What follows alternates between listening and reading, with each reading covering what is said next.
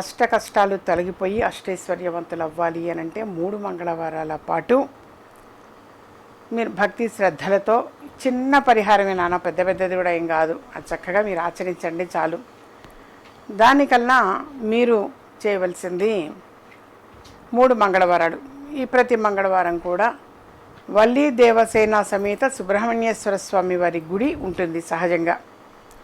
అక్కడికి వెళ్ళి మీరు ఎర్రని పువ్వులు సుబ్రహ్మణ్యేశ్వర స్వామికి సమర్పించి 21 సార్లు ప్రదక్షిణాలు చేయండి. 21 సార్లు ప్రదక్షిణాలు చేసి ఆ తర్వాత మీరు చేయాల్సింది గోశాలకు వెళ్ళి గోవులకి అరటిపళ్ళు తినిపించండి. ఇన్ని అరటిపళ్ళు ఇన్ని గోవులకి అనేం లేదు, మీ శక్తి కొద్దీ అరటిపళ్ళు అనేటువంటివి గోమాతకి తినిపించండి చాలు. ఈ విధంగా 3 మంగళవారాల పాటు కనుక ఆచరించారు అనంటే డెఫినెట్గా అష్ట కష్టాలన్నీ తొలగిపోయి అష్టైశ్వర్యవంతులు అవుతారు.